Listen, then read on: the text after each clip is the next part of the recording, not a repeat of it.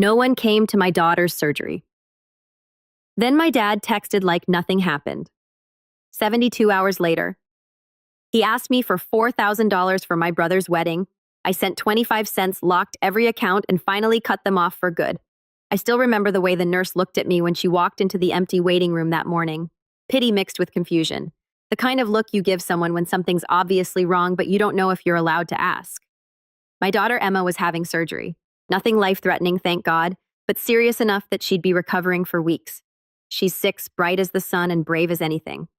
She'd fallen and torn a ligament in her arm that required a delicate reconstruction. The type of surgery that terrifies a parent even if the doctor says it's routine. We'd been preparing for weeks, explaining things to her, gently arranging her favorite snacks, making sure her stuffed giraffe Marvin came along for emotional backup. I thought at least one person from my family would show just one. I'm Jordan, by the way, 33, single dad since I was 27. Emma's mom walked out when she was just a baby. No dramatic cheating scandal or big courtroom fight, just a slow disappearance. One day she said she wasn't meant to be a mother, packed up and never looked back. I was terrified and completely unprepared. But from the moment I held that little bundle in my arms crying like the world had ended, I knew I'd figure it out, and I did. My life isn't glamorous. I work IT support for a law firm and do a little freelance troubleshooting on the side, but it's stable. Emma and I have our routines, our inside jokes, our movie nights, and pancake Sundays. It's not flashy, but it's ours. And I thought my family, my parents, and my younger brother Caleb understood that they respected what I'd built with what little I had. I was wrong. It started off small as these things do, subtle stuff. Like how my mom would constantly tell me that Emma needs a woman's influence or that she feels sorry for her. Growing up in a broken home, she never said it cruelly, just in that tight-lipped, polite way that moms can twist the knife without raising their voice. My dad was more detached. He'd say things like, "You're doing your best," in a tone that made it sound like I was some over-ambitious child, not an actual parent doing all the work. Caleb didn't really engage with Emma at all. He'd show up for holidays, toss her a present with the tag still on, and then spend the rest of the time talking about his latest business idea. He's 29, self-proclaimed entrepreneur, and still living in the guest house behind my parents' home. Last year, it was a crypto startup. Before that, it was drop shipping watches, and this year, apparently, it was luxury dog accessories. Every scheme somehow involved asking for money, and he always got it. I, on the other hand, learned early that if I needed help, I'd better have a spreadsheet, a PowerPoint, and a full list of repayment terms. I didn't borrow often, but when Emma had to get a dental procedure 2 years ago, and I came up short after an emergency plumbing disaster, I asked my parents for $800 to bridge the gap. My dad made me sign a formal loan agreement, 5% interest payable in 6 months. I paid it off in 4, and they still bring it up, but I never pushed back. I thought maybe they just didn't get it. Maybe it was generational. Or maybe if I was being really honest with myself, I just wanted to keep the peace. Emma adored her grandparents, even if their affection came with occasional passive aggression, and I didn't want her growing up feeling like she had no extended family. I told myself that as long as they weren't cruel, I could bite my tongue. Then came the surgery. We'd known the date for weeks. I texted the family group chat. I'd reminded them 3 times. Emma's surgery is on the 11th. She's a little nervous, but being super brave. If you're able to stop by the hospital or send her a card, I know it would mean the world to her. Not a single response, not even a thumbs up. I tried to give them the benefit of a doubt. Maybe they were busy. Maybe they'd surprise her afterward with balloons or something cheesy like they used to when we were kids. I even told Emma the night before, "You might see Grandma and Grandpa tomorrow, maybe even Uncle Caleb." She smiled so wide her missing front teeth made her look like a jack-o'-lantern. I hope Grandpa brings jelly beans. She said he always eats them all, but I think that's funny. But no one came. The surgery went fine. The doctor said she did great.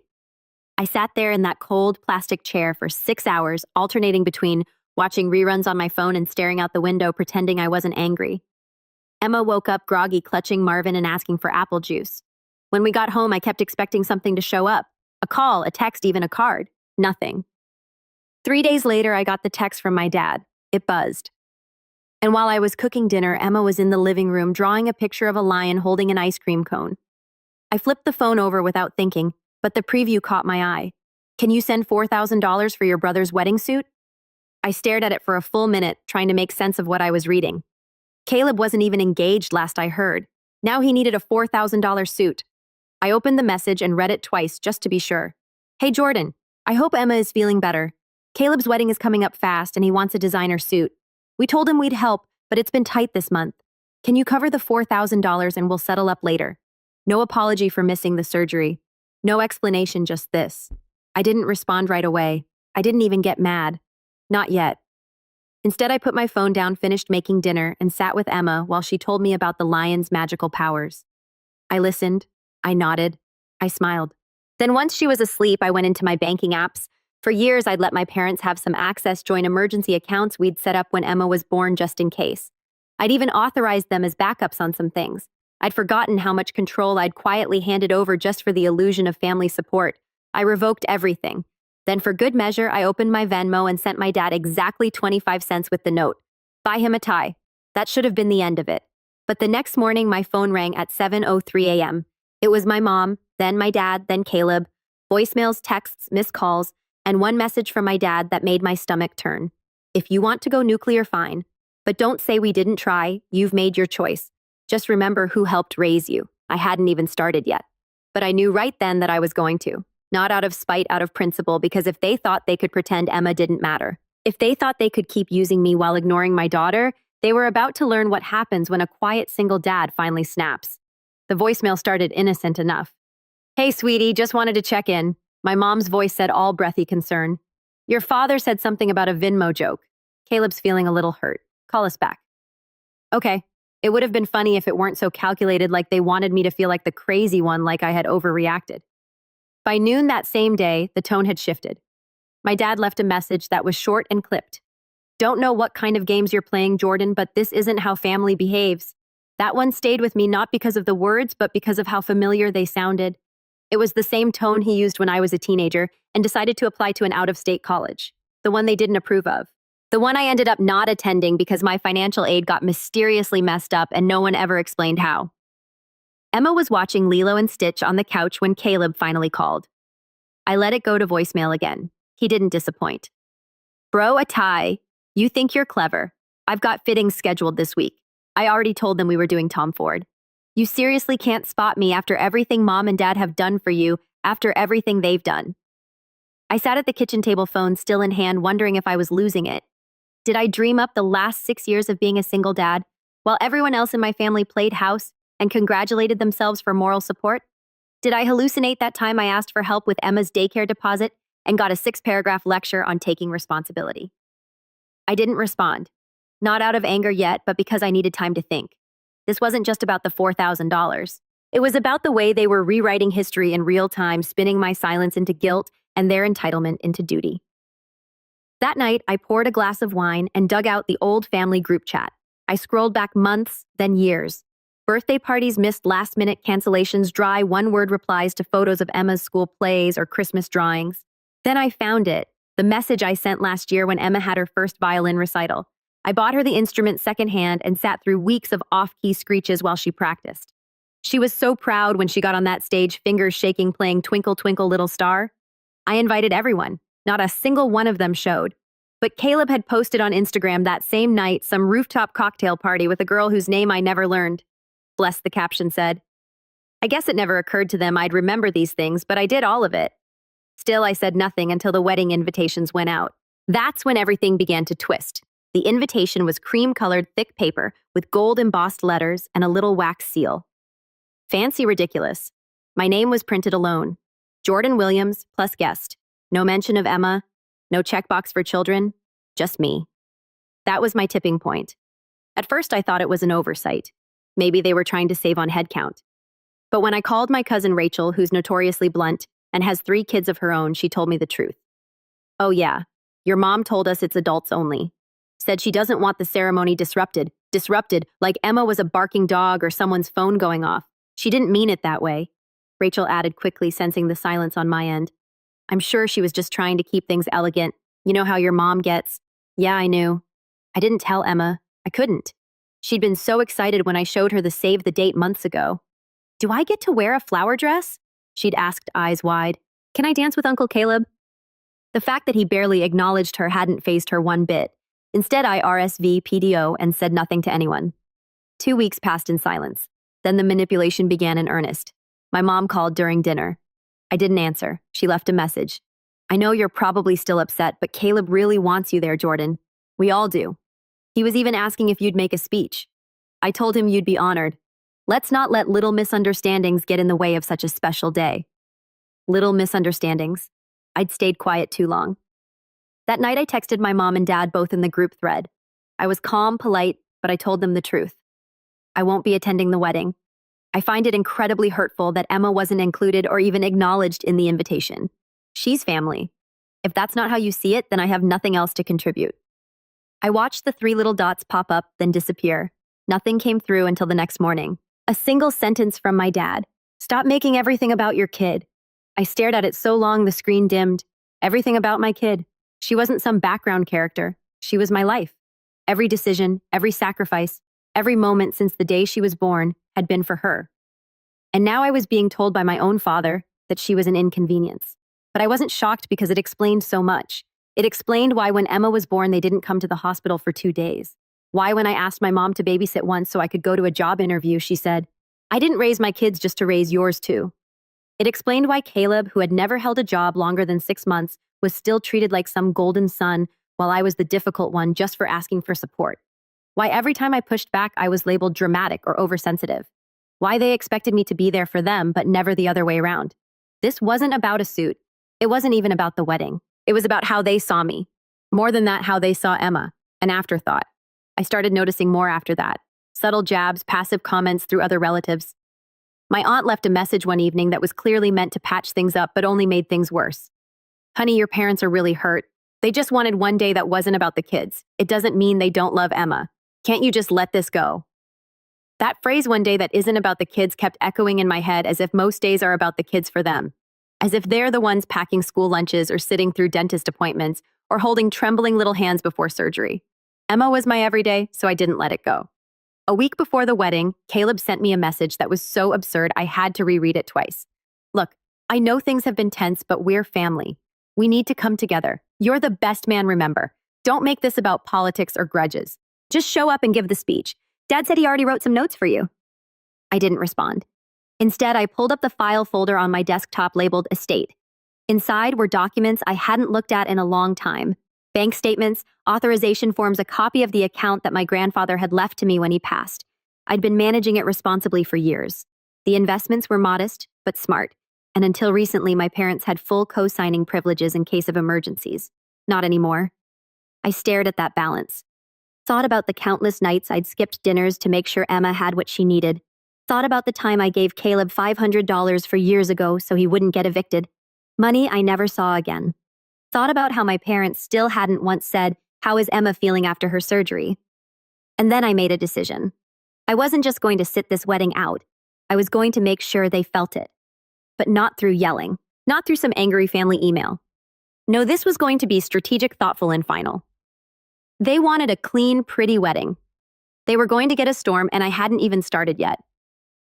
I wish I could say I was surprised when the final straw came. I wasn't, not really.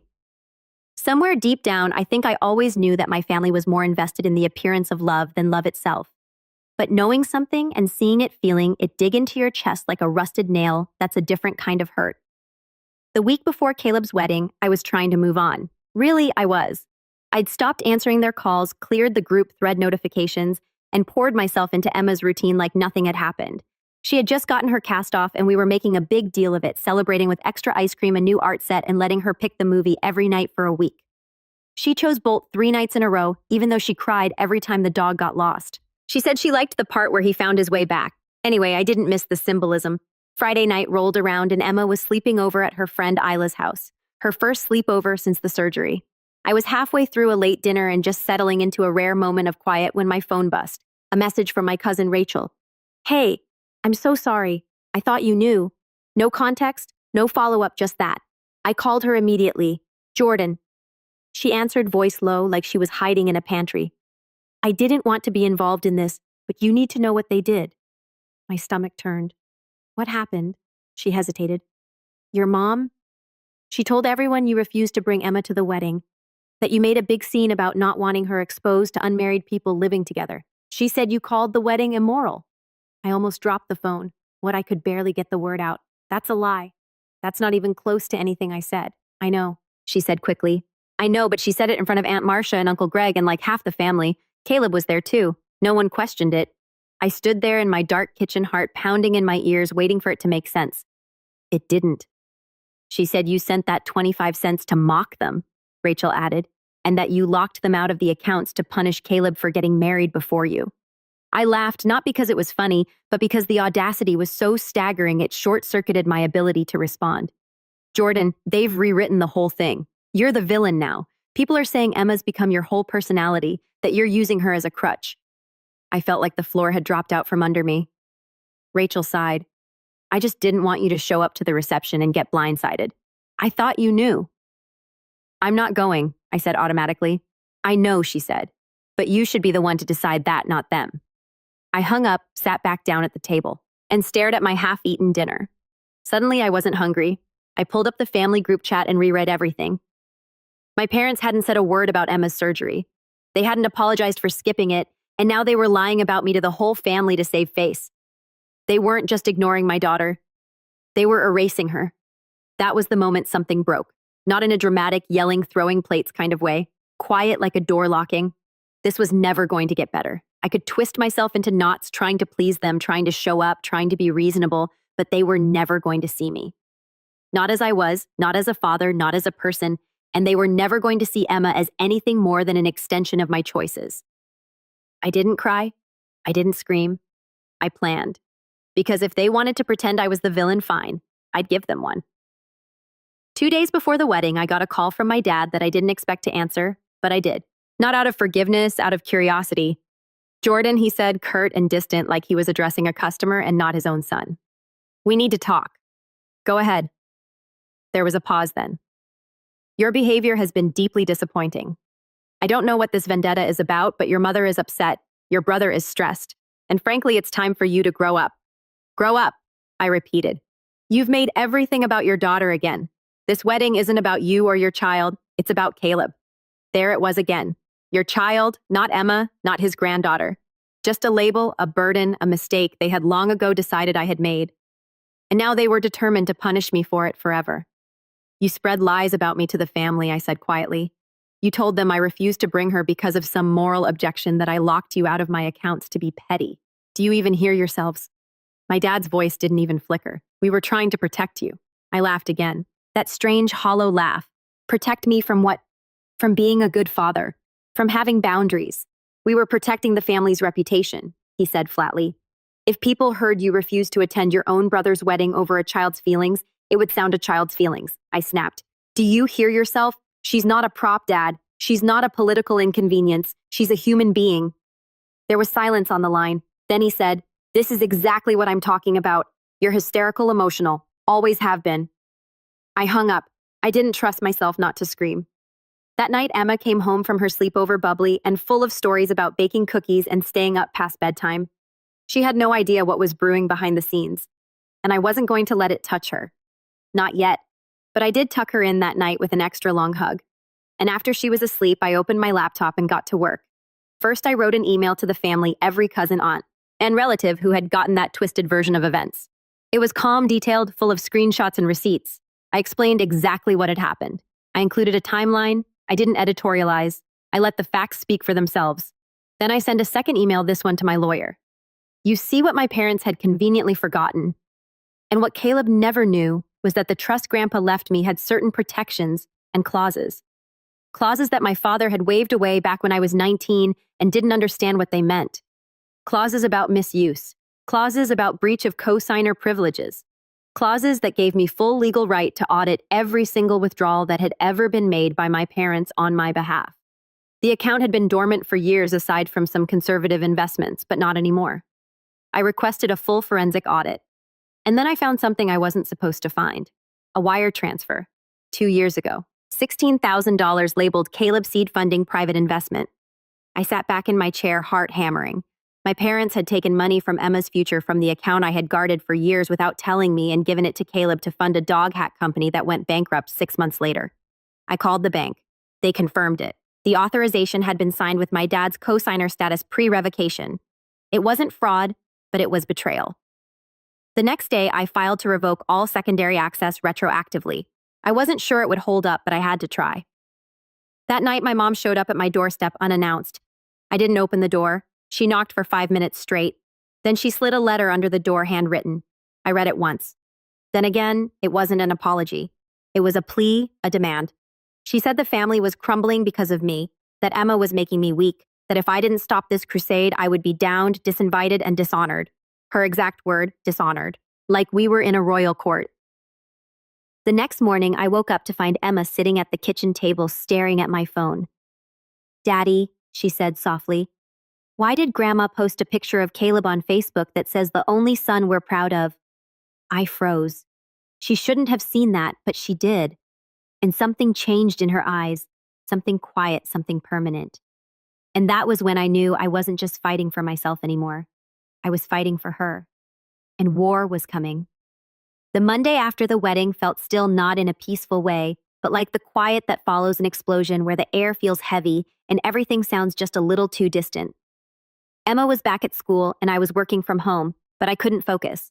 My inbox was full, my coffee had gone cold, and I'd read the same line of an IT troubleshooting manual 7 times before realizing I wasn't even blinking. I kept thinking about that photo, the one Emma saw on Facebook. It was just a simple image. Caleb in his wedding suit, presumably the Tom Ford, the first refused to pay for posing with our parents under a canopy of white roses. My mother wore a blue dress, my father had his usual deadpan smirk, and Caleb was grinning like he just won the lottery. The caption written by my mother in that cloying tone she used for online posts read, "Proud doesn't even begin to cover it. Our son, our light, our legacy."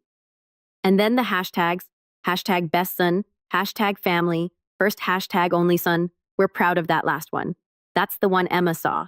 I don't even remember walking to her that morning. I just remember finding her at the kitchen table, her tablet in front of her, her fingers resting on the edge like she wasn't sure if she should keep touching it. Her expression didn't match the 7-year-old I knew. No tears, no pout, just stillness. Why would Grandma say that, she asked quietly, eyes not moving from the screen? I crouched down beside her. I don't know, honey, I said, trying not to let my voice crack. Sometimes people say things online that they don't mean, or maybe they forget who's reading. But I thought they liked me. You're amazing. Anyone who doesn't see that doesn't deserve to be in your life. She nodded like she understood, but her eyes, God, her eyes, they stayed a little too blank for my comfort. I kissed her forehead and told her to get ready for school. She obeyed robotically. I watched her zip up her backpack without a word. It was the first time I saw her armor go up, and I hated them for it. After dropping her off, I sat in the car for 15 minutes without starting the engine, just breathing, watching the sidewalk, trying to remember how we got here. I thought back to when Emma was born, back when my parents first visited the hospital 2 days late after I had already spent 48 hours alone feeding her formula and watching over her tiny body in a plastic crib. My mom had brought a balloon and a blanket, and my dad had stood at the doorway like he was checking into a motel. I remember holding Emma up to them, expecting warmth. Instead, my mother said, "She looks tired already. You're going to have to learn to sleep when she sleeps." No congratulations. No, you did it. Just advice I hadn't asked for. In a deep sigh, as she looked around the room and said, "I guess this will do for now. Back then, I didn't know better." I told myself they were just overwhelmed, that they'd warm up, that time would heal it. It never did. They treated Emma like a technicality, something they tolerated because she came with me like baggage. And now, 7 years later, they were proud to shout from the rooftops that she didn't count, that I didn't count. I hit rock bottom that week, not just emotionally, financially too. The audit came back on Thursday. I had been holding out some hope. Maybe that wire transfer was a fluke. Maybe they hadn't touched anything else. Nope. Over $27,000 had been withdrawn from my grandfather's trust account in small increments over the course of 5 years. All under the justification of family emergencies. All signed by my father back when he still had authorization. There were no receipts, no itemizations. One $5,000 transfer was labeled simply Caleb's move-in support.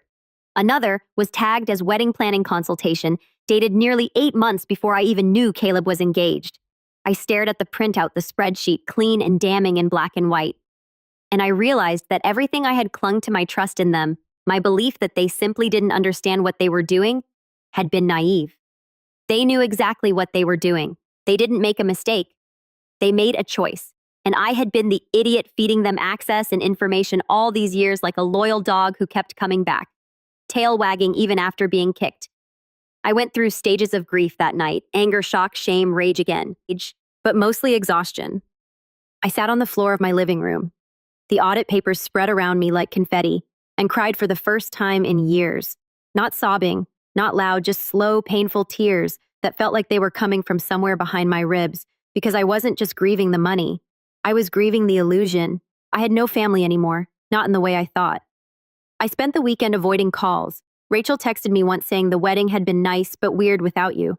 I didn't respond. I didn't check Facebook either.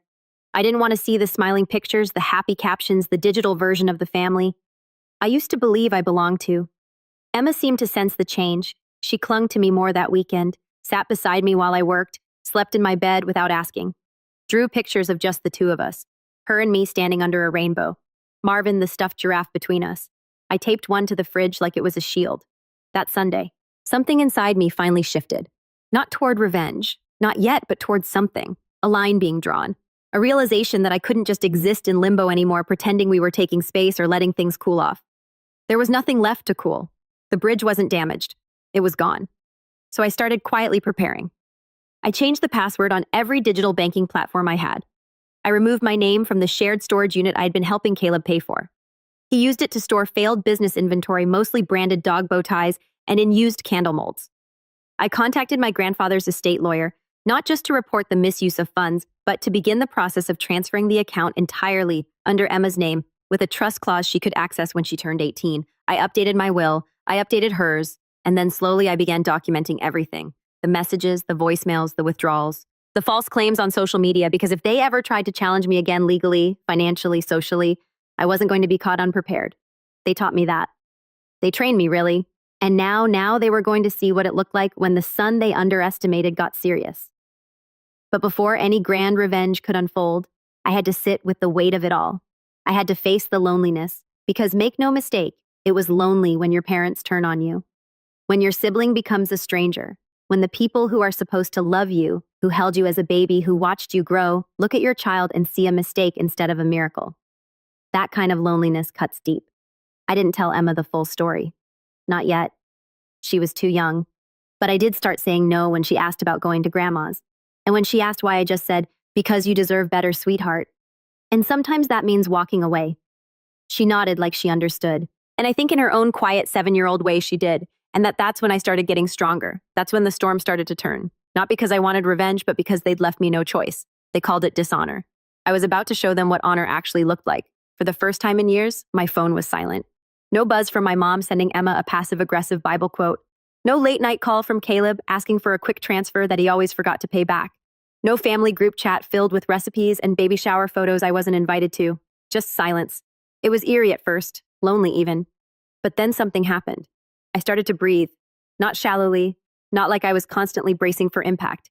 I mean, really breathe. Long, full exhales that reached all the way down into my chest. The kind I hadn't realized I'd been holding in for years. Walking away from my family hurt. I won't pretend it didn't. But in that space where their noise used to be, I started to hear something else myself. And I was furious, but focused. It was Monday morning when I got the call from the bank's legal compliance officer. She confirmed the audit findings and scheduled a follow-up meeting to discuss next steps. Technically, she said you're within your rights to pursue a formal restitution claim, especially given the violation of the trust's intended purpose. I didn't say yes, not yet, because part of me, some fragile part still clinging to the old Jordan, wanted to give them the benefit of the doubt one last time. Maybe they'd return the money quietly. Maybe they'd apologize. Maybe they'd finally recognize how far they'd crossed the line. They didn't. In fact, that same day, my father posted a photo of Caleb on LinkedIn, posing in his custom suit with the caption, "Proud to watch my son step into the next chapter, marriage, business, legacy. A man who honors family, works hard, and deserves everything coming to him. Hashtag family first, hashtag leadership, hashtag generational success." Legacy. That word hit differently now because for the first time I realized I was someone's legacy too, Emma's. And she deserved better than this narrative my family kept trying to write over us. So I did something I hadn't done in a long, long time. I invested in myself. Literally, I took a small portion of my freelance earnings and opened a separate investment account in Emma's name, completely disconnected from the trust my grandfather left. It wasn't much to start, just a few thousand, but it was hers, truly hers. No cosigners, no access, no back doors, just a seed. And then I did more. I'd always done freelance IT work on the side, mostly fixing home networks and setting up email clients for people too busy or too old to care about tech. But I'd never marketed it, never really leaned in. That changed fast. I bought a domain, built a sleek one-page site, paid a graphic designer to create a logo, a stylized giraffe holding a laptop in honor of Marvin Emma's stuffed animal and loyal mascot. The tagline read, "Smart support for real life." And then quietly, without making a big deal of it, I launched. At first, nothing happened. A few clicks, one request to fix a printer jam from a nice woman named Cheryl. But then Rachel, my cousin, the only one who had warned me about the lies, shared the link on her Facebook, and her husband shared it. And then a lawyer he worked with needed help migrating a firm's servers to the cloud. That project alone paid my rent for 2 months. Momentum, that's what it felt like. And once it started, it didn't stop. I began blocking off one night a week to handle side clients after Emma went to bed. It was exhausting at times, but it was mine. Every invoice, every thank you email, every dollar mine. 3 months later, I doubled my freelance income. 5 months later, I was making more than my full-time job. I didn't quit right away. I wanted stability benefits, but I talked to HR, restructured my hours, and negotiated a remote hybrid position that gave me 2 days a week entirely for my own clients. And on those days, I thrived. I wasn't just working, I was building. At home, Emma started to notice the changes too. She'd walk in after school and say, "Did you have a good client today?"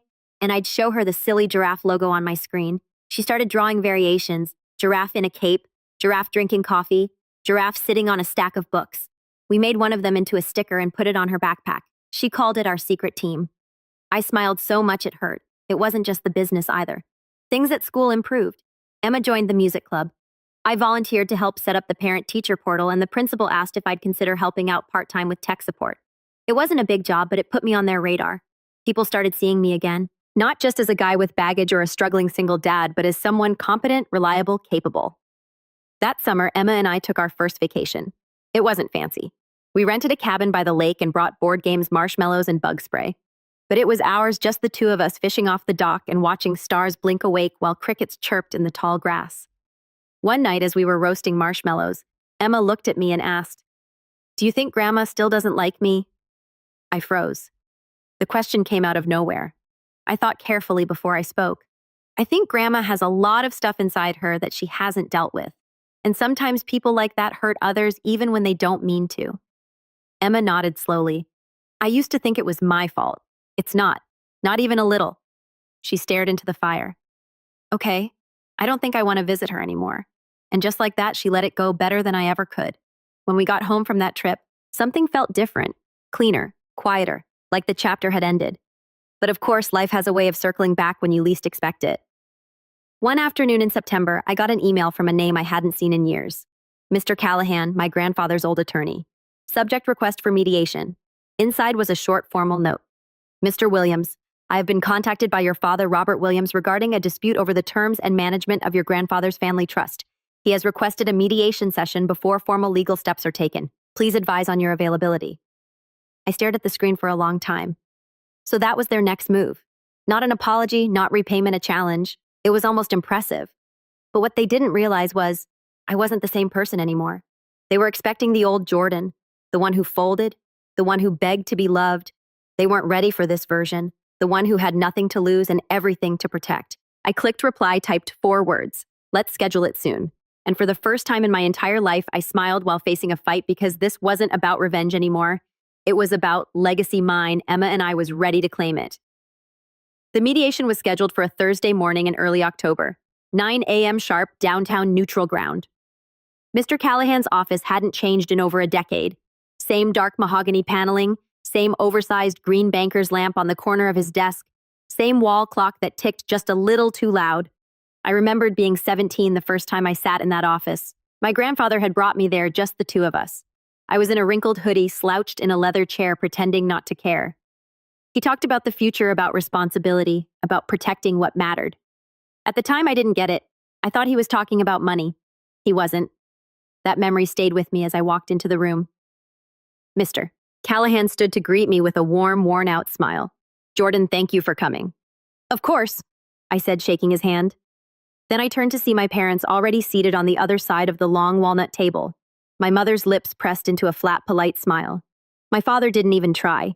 He leaned back in his chair with his arms crossed, looking like he'd rather be anywhere else. They hadn't seen me in nearly a year. No visit, no birthday card for Emma, not even a text. And yet here they were, acting like I was the one who needed to explain himself. I took my seat, opened my folder, laid out the audit documents with quiet precision. Mr. Callahan cleared his throat. Let's begin. It started civil. They always do. My parents were deeply concerned about the handling of the trust. They regretted any past misunderstandings. They believed family resources should be shared. They threw around words like intent, family equity, and mutual respect. But the more they spoke, the more it became clear what this was really about. They wanted access again. The trust account, though diminished by their previous withdrawals, was still valuable. The investments had performed well. The fund was projected to grow significantly in the next 5 years, especially if left untouched. My father leaned in, finally dropping the pretense. Let's be honest, he said flatly. That money wasn't meant for you to hoard. Your grandfather wanted to uplift the family. That includes your brother. I didn't flinch. My grandfather left me that money in my name with very specific clauses, which we helped manage when you were too young to understand. My mother chimed in. You didn't even read the original trust letter. We made sure it was handled correctly. That's when it happened. Set up the turning point. Mr. Callahan, who had been silent up until now, reached into his file drawer and pulled out a worn brown envelope. Actually, he did read it, he said calmly. Jordan requested the full original document and the handwritten letter 3 months ago. I sent him both. He slid a copy across the table. I watched my parents' faces change in real time. They didn't know. They had been banking on the assumption that I never saw the original letter, the one my grandfather wrote by hand, outlining his intentions for the trust. Not the legal jargon, but the real message, the heart of it. My mother's hand twitched. My father's jaw flexed. I spoke slowly. Clearly, I know exactly what Grandpa wanted. He left this trust to me not just for financial security, but because he believed I would be a good steward of his values. He wrote that in his own words. To Jordan, who I trust will use this not only to build a future for himself, but to protect those who come after him. I let the silence hang. Emma, I added quietly. He meant Emma. My father looked like he wanted to object. My mother started to say something, but Callahan raised a hand. I've reviewed everything he said, and legally the trust now falls entirely under Jordan's management. His revocation of cosigner rights is valid, and retroactive penalties for unauthorized withdrawals can be pursued should he wish to escalate. More silence. Then my mother trying to salvage ground. You're really going to hold this over our heads. We're your parents. We were just trying to support Caleb. I stared at her. You didn't come to your granddaughter's surgery. My father scoffed.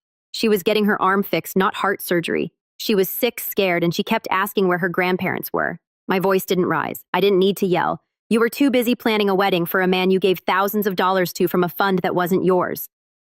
My mother's eyes filled with something. Guilt, maybe, or maybe just embarrassment at being called out. But I wasn't finished. This isn't about the money, I said. It's about trust. You didn't just take from me. You took from her. And now you're here pretending you did it out of love. I looked at Callahan. We're done here. He nodded. Understood. My parents started to speak, but I stood and gathered my papers. Then I paused, turned to them. I'm not going to sue, I said. Not because you don't deserve it, but because I've already won. My father frowned. Won what exactly? I smiled. Freedom. And then I left. That should have been the end of it. But fate had one more card to play. 2 weeks later, I got an email from a local small business grant foundation. I had applied on a whim. A friend of a client had forwarded me the link, and I submitted my application half asleep one night after Emma had finally gone down. I'd forgotten all about it. The email subject line said, "Congratulations, I had won a $15,000 small business grant to help expand my tech services into underfunded schools and community centers." It came with local press coverage, a photo shoot, a short feature in the city newsletter. Emma was there for the picture, holding Marvin and grinning beside me while I stood with a giant check like I just won the lottery. The next day, the article went live. With it, my name, my business, my story, and suddenly my inbox exploded. Clients' partnerships requests from schools I didn't even know existed. One of them even came from our old district, the one where Caleb and I went to school, the one where my mother still volunteered. I accepted, and I made sure the press release mentioned my daughter by name. Jordan Williams, founder of Smart Support for Real Life, credits his daughter Emma as the inspiration behind his business.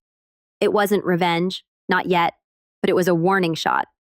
I was visible now, respected, no longer the quiet brother in the background, no longer the one who begged for scraps. I was a provider, a father, a leader. And the best part, I hadn't even started on the real revenge. That was still coming. And when it landed, it would change everything. They say revenge is best served cold. I disagree. It's best served quietly with a smile, with precision, and with no need to explain yourself to the people who once made you beg for the bare minimum. By the time winter rolled in, everything was in motion. The business was thriving. What started as a few IT calls and side gigs had evolved into something real, something sustainable. Smart Support for Real Life had landed its 5th school district contract. By early November, Emma and I started calling them missions. Each new school was a fortress we were rebuilding, one dusty server room at a time. She'd draw little maps with treasure chests and red excess and tape them to my office wall. Every mission brought new visibility. Every feature, story, client testimonial, and parent referral built momentum. I was no longer someone's afterthought. I was someone's solution. But as my world expanded, my parents' grip tightened, at least in the ways they thought they still had leverage. They stopped reaching out directly after the mediation, but I catch glimpses of their pettiness in the family's outer orbit. Subtle things. A cousin would cancel a coffee meetup last minute with a vague, "Your mom's not happy about us seeing you." A holiday invitation would be accidentally lost in the mail. Someone unfriended me online for reasons they wouldn't explain. It was a quiet exile. But they forgot one thing. They built their social currency on appearances, and I now had access to the one thing they valued more than their pride perception. And so I began the setup. Not loudly, not vindicatively, just surgically. Step 1, the scholarship fund. The first real strike came under the guise of generosity. I took a portion of the business grant I'd received along with some savings I'd been building and started a micro scholarship program in my grandfather's name. The William Harris Tech Pathways Fund, a modest award, $1,000 apiece, for underprivileged high school students pursuing IT or computer science careers. It was a tribute to the man who had actually believed in me, the one person in my family who had seen Emma as a continuation of his legacy, not a mistake. But the best part, I launched the fund with a press conference at the community center my parents used to serve on the board of, used to. They'd quietly stepped back in recent years, but they still bragged about their service whenever convenient. I made sure the flyer for the event went out to all former board members. I made sure the photo of me and Emma, her holding up a certificate, me holding the mic, was published in the local paper. I made sure the tagline printed under the photo read, "Harris legacy continues through grandson and great-granddaughter." Not a single mention of my parents. I didn't have to say a word. The silence did all the work for me. Step 2. Caleb's cracks. It took longer than I expected, but eventually the cracks in Caleb's image began to show. Rachel, bless her soul, kept me in the loop. She didn't even have to dig. It just started unraveling on its own. Apparently, Caleb's luxury pet brand was failing again. The influencers he paid to promote his designer chew toys had stopped posting. One of his vendors had accused him of late payments. His new wife, yes, they'd married in a high-production blur of drone footage and rented chandeliers, had posted cryptic Instagram stories about people who pretend to be CEOs but can't balance a checkbook. The most telling part, my parents had gone radio silent. They didn't brag about him anymore, didn't repost his business updates. The hashtag #ProudParent hashtags disappeared. And one night, Rachel sent me a screenshot from a community Facebook group, ISO Affordable IT Help for My Small Business. My usual guy isn't available. Any recommendations? Posted by Caleb Williams. I stared at it for a full minute. Then I sent her a message. Don't tag me. Let him sit in it. And I moved on because while he was posting vague desperation and watching his reputation slowly collapse, I had already laid the groundwork for the next phase. Step 3. The gala. The community gala had always been my mother's crown jewel. Every year she'd share the silent auction and talk about how much she gave back to the neighborhood. It wasn't charity, it was theater. Well, this year the committee had been reshuffled. New blood, new energy, and guess who had been asked to co-sponsor the event after helping 3 local schools modernize their systems? That's right, me. Smart Support for Real Life became a premier sponsor with my name printed on the invitations and banners right beneath the school district seal. Emma even designed a version of the giraffe logo wearing a bow tie for the occasion. When the program brochure went to print, I saw the final list of donors. My parents weren't on it. Neither was Caleb. They'd been replaced, erased even. And I didn't do it maliciously. I simply showed up where they had stopped showing up. I earned what they had coasted on for years. The night of the gala, I wore the same navy blazer I'd worn to Emma's kindergarten graduation. Nothing flashy, just sharp, confident. Emma wore a sparkly dress. She picked out herself and introduced herself as Chief Creative Officer of the business. Everyone laughed, but they remembered her name. When they asked about my parents, I smiled and said, "We've taken different paths. But I'm thankful for the foundation my grandfather gave me.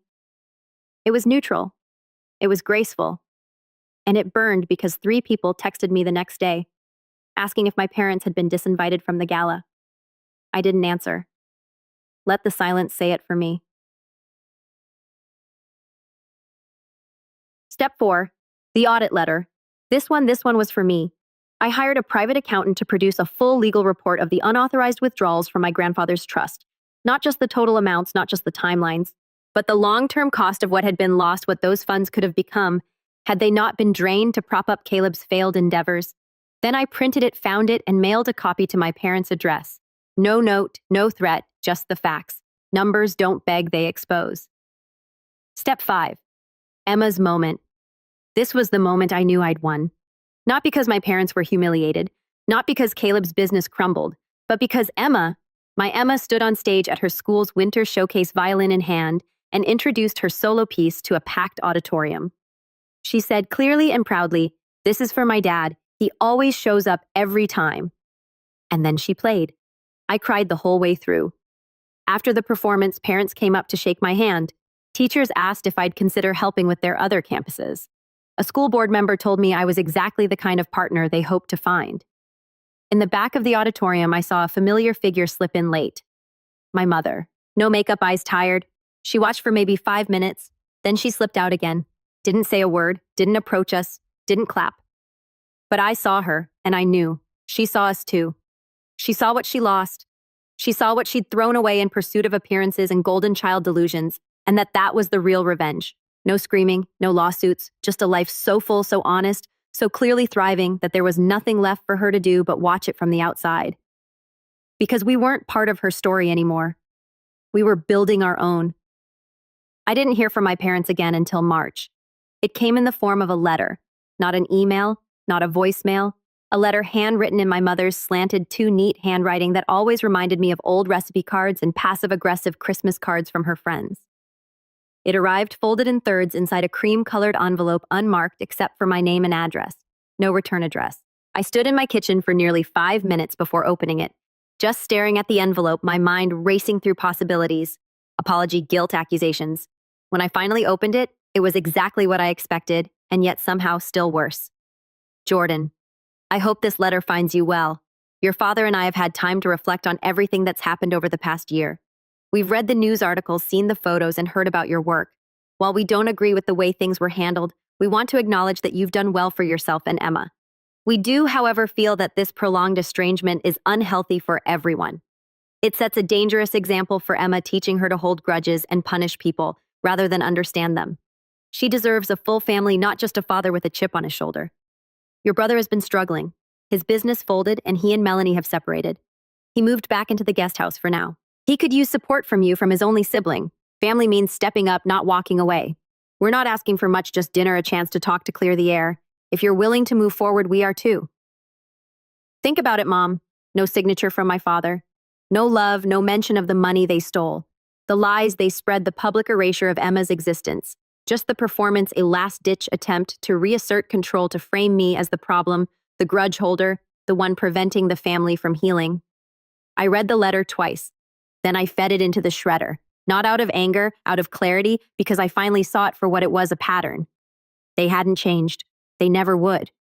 They'd been waiting for me to fail, waiting for me to come crawling back, waiting for the world to put me in my place so they could welcome me home like prodigal parents. But I hadn't failed. I had flourished. And they didn't know what to do with that. Emma came home from school later that afternoon, kicking off her shoes and tossing her backpack on the couch. She'd just made the honor roll for the 2nd time in a row. I'd framed her certificate and hung it on the wall beside her artwork. "Can I have grilled cheese tonight?" she asked, flopping onto the carpet with Marvin tucked under her arm. "Grilled cheese it is." She paused. "Did Grandma write back?" I hesitated. She did, but it wasn't really about you or us. She tilted her head. "Did she say she was sorry?" "No." Emma picked at a loose thread on Marvin's leg. "That's okay," she said. "I don't think I need her to anymore." And just like that, it was over. Not with a fight, not with a final confrontation, just a simple decision. We were done. We moved on. That spring, Smart Support for Real Life opened its first physical office, a small but sleek corner suite in a refurbished downtown building. The city awarded us a Community Tech Innovation Grant. Emma cut the ribbon at the opening ceremony while local kids lined up for free tech demos. I hired 2 part-time employees. One of them was a single dad like me. We set up a rotating childcare corner in the office, complete with puzzles, snacks, and a second-hand switch. Every photo we took, every article we were featured in, every newsletter we published listed our values at the top. Family first, people powered, legacy-minded. We meant every word. I saw Rachel again at a local networking event. She pulled me into a hug and whispered, "They're still talking about you like you've disappeared, like you're bitter." I smiled. "I haven't disappeared," I said. "I just stopped performing for people who didn't want to see me." Caleb emailed me 2 months later, a single line. "Any chance you'd consider a loan? Just need to get back on my feet." I didn't respond, not because I was cruel, but because he needed to learn what standing really meant. And me. I had too many people depending on me now, too many missions, too much life to build, too much joy to protect. On Father's Day, Emma made me a card with crayon drawings of our house, our office, and a giraffe flying a rocket ship. Inside, she'd written, "Thank you for always showing up. I love our team." I kept it in my wallet. That was the only legacy I needed. And the next time someone asked me what happened to my family, I just told them the truth. They taught me everything I needed to know by showing me exactly what not to become.